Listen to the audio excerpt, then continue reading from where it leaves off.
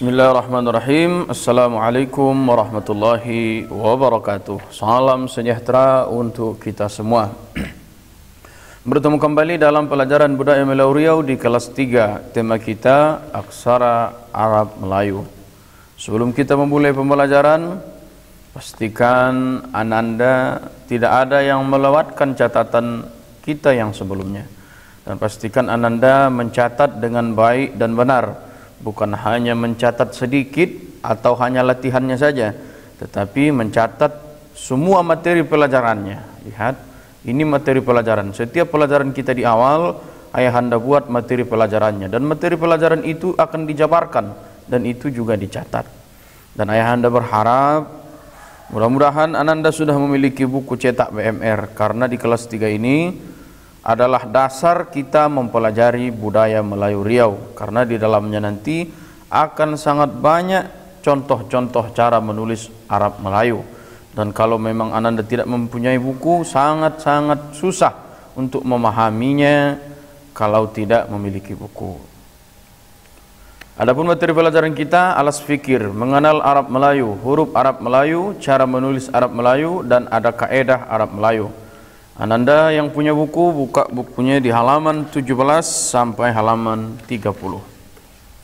Alas fikir, judul besar kita adalah Aksara Arab Melayu, meliputi sejarah dan pelestarian. Sejarah meliputi manfaat dan tujuan, pelestarian meliputi membaca dan menulis. Mengenal Arab Melayu. Arab Melayu adalah aksara utama dalam penyebaran bahasa Melayu di Nusantara. Dalam pemakaiannya, aksara Arab Melayu tidak hanya dipakai orang Melayu, namun juga bangsa yang lain. Contohnya lihat, ada di buku kita halaman 20. Ada di situ iklan Coca-Cola di Singapura tahun 1930-an. Arab Melayu pun tidak hanya diperuntukkan bagi orang Islam, karena ada Injil atau kitab suci umat Nasrani juga ditulis dengan aksara Arab Melayu, sebagaimana masih tersimpan di museum di kota Banjarmasin. Jadi aksara Arab Melayu ini sangat umum ya, bukan hanya di Riau, bukan hanya untuk Islam, tetapi juga untuk bangsa lain dan juga agama yang lain. Adapun tujuan kita belajar Arab Melayu agar mampu dan lancar membaca Arab Melayu, karena kitab-kitab orang Melayu banyak ditulis dengan aksara ini. Sebab dalam kitab tersebut banyak menyimpan teknologi, astronomi, sejarah, pengobatan, agama, sastra, dan bahari atau kelautan.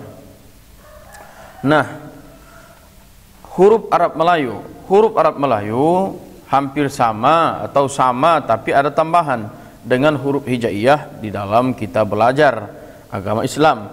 Tetapi huruf Arab Melayu ada beberapa tambahan. Ini huruf alif, ba, jim, dal, ha, waw, zai. Makanya biasanya di dalam penyebutannya disebut abjad. Nah, ini kan A, B, J, D, abjad. Nah, makanya di sini disebutkannya abjad, hawaz, hudhi, kalaman. Hudhi, kalaman. Nah, baru fasyah, qurasyat. Tapi bacaannya tidak harus seperti itu. Ada qaf, ada ra, ada shim, ada ta, ada tha, kha, zal, dot, za, ghain. Ini dia semuanya. Ini semua adalah huruf Arab Melayu juga. Arab Melayu ini adalah asalnya dari Arab, tetapi bacaannya sudah bahasa Melayu. Itu dia Arab Melayu. Nah, ada tambahan dalam huruf Arab Melayu. Huruf abjad tidak mampu mewakili beberapa bunyi dalam bahasa Melayu. Oleh sebab itu, dilakukan ubah suai pada huruf abjad agar kegiatan tulis baca dapat dilakukan. Nah, adapun huruf Melayu itu sebagai berikut. Ini huruf ceh. Contoh, cocok berarti masuk huruf ceh.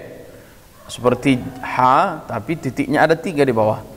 Ada huruf G, guru. Seperti huruf kaf, tambahnya ada titik di atasnya. Ada huruf nge. Contohnya ngelantur atau bayangan, ada huruf eng-nya, maka seperti huruf ain, tetapi ada 3 titik. Ada huruf nyeh, nyanyi, nyuruh.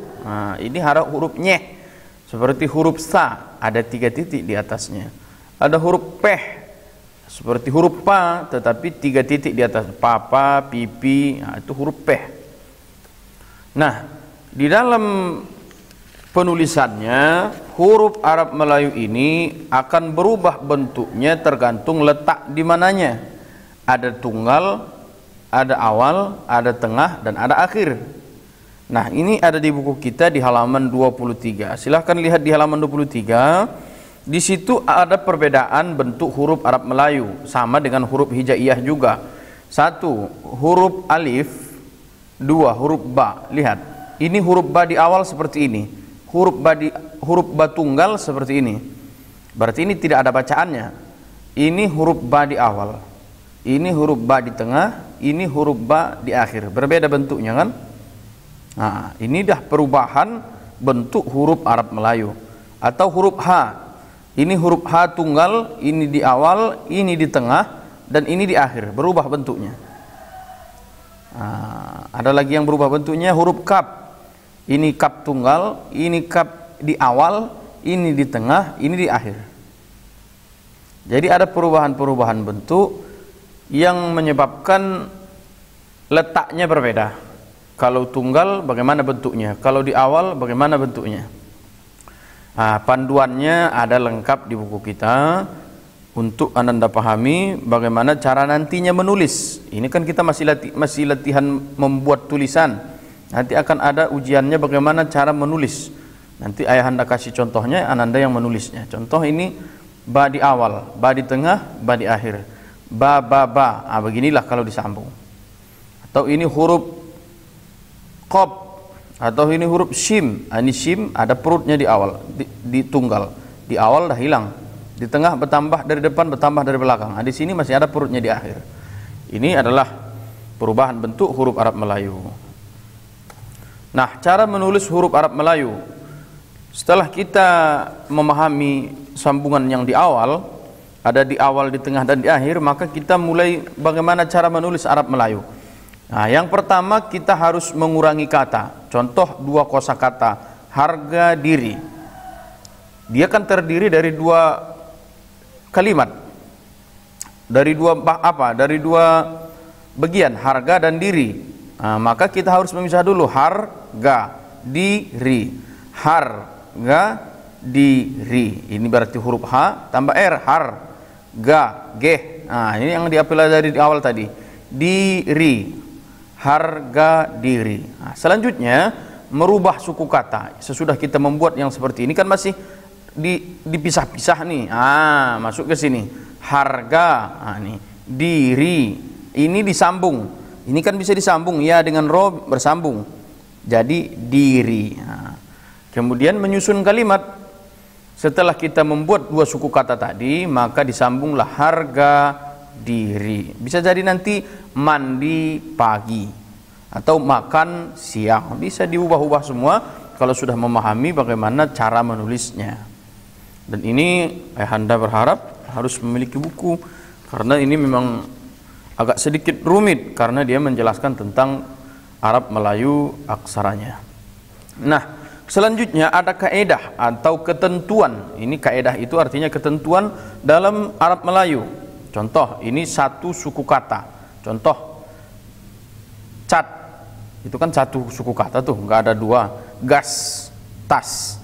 Jika berbunyi A, tidak ada huruf bantu atau huruf illah. Cat, bunyinya apa? A. At, cat, berarti bunyi A. Cat. Langsung aja huruf C dan huruf T. Huruf T dalam Arab Melayu ialah ta. Cat. Nah, gas, huruf G dan S. Huruf G adalah ini ya, ada titik di awal tadi kita belajar. Huruf S adalah sin, gas, tas. 2. Jika berbunyi selain A, diberi huruf bantu atau huruf illah. Contoh net, itu kan sudah bukan huruf bunyi A lagi, bunyi E. Net, pel, bus. Kalau bunyinya E ada di sini ya. Net ada ya, pel ada Y. Bus ada waw. Berarti kalau 1 kalimat, ingat kalau satu suku kata, apalagi yang contohnya di sini. Net, pel, bus. Itu dikasih huruf illah. Nah, dua suku kata. Ini sangat panjang pembahasannya. Lihat di buku kita lengkap di situ. Jika bunyi awal a, maka lihat mata. Huruf awalnya dikasih bantu illah alif, huruf akhirnya tidak. Mata, baca, nama. Kalau bunyi ai, awalnya dikasih a, akhirnya dikasih ya. Sapi. Kalau bunyi au, awalnya dikasih a, depannya dikasih waw. Ingat, kalau bunyi a, huruf bantunya alif. Kalau bunyi i, huruf bantunya ya. Kalau bunyi u, huruf bantunya waw. Nah, ini hanya sebagian yang ayahanda tampilkan. Di buku kita banyak lagi. Di halaman 29 ada bunyi e, ada bunyi o, ada bunyi ai, ada bunyi au.